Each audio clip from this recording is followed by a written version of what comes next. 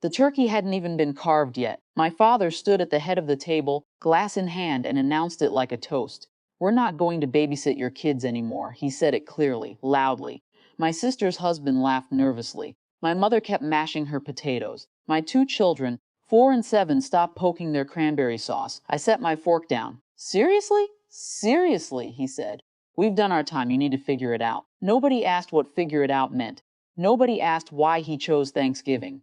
Nobody asked where my children were supposed to go when their after-school care fell through next week. I stood up, walked to the kitchen, came back with my coat. "Then I stopped doing repairs in your house," I said, "and I'm leaving now." That was it. No speech, no screaming. Just a statement of fact, one that matched the size of his. He had named what he wouldn't do for me anymore. I named what I wouldn't do for him. The drive home was 40 minutes. My daughter asked if Grandpa was mad. I said he might be. My son asked if we were still having pie. I said we'd have better pie at home. I didn't cry. I didn't plan revenge. I just felt the shape of the last 8 years rearrange itself. Every Saturday I had spent fixing their leaky faucets, the new water heater, the rewiring in the basement, the gutters every fall, the roof patch after that storm. The garage door I rebuilt from scrap parts. All of it done without asking for money. All of it done because that was what you did for family. Except apparently family didn't do that. The next morning my phone exploded. 7 texts before 8 a.m. My mother, "The kitchen sink is leaking again."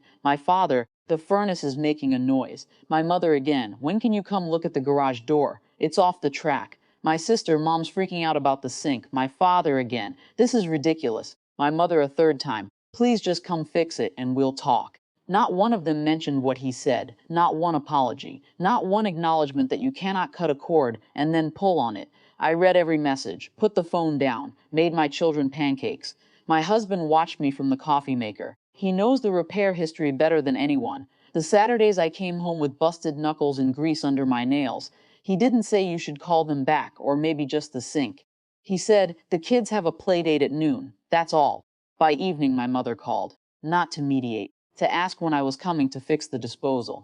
"I'm not coming," I said. A long silence. Then, "Your father didn't mean it like that. He meant it exactly like that. He said it at the dinner table in front of everyone. He's just tired. We're getting older." "So am I," said. "I'm tired too." She repeated the announcement back to me as if rephrasing it would make it reasonable. "We just can't do every week anymore." That's all he was saying. He didn't say every week. He said anymore. Zero. Nothing.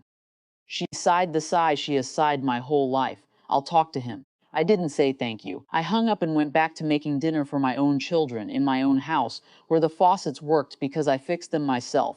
3 days later, my father left a voicemail. His voice wasn't angry. It was confused. Genuinely confused. He said he didn't understand why I was punishing them.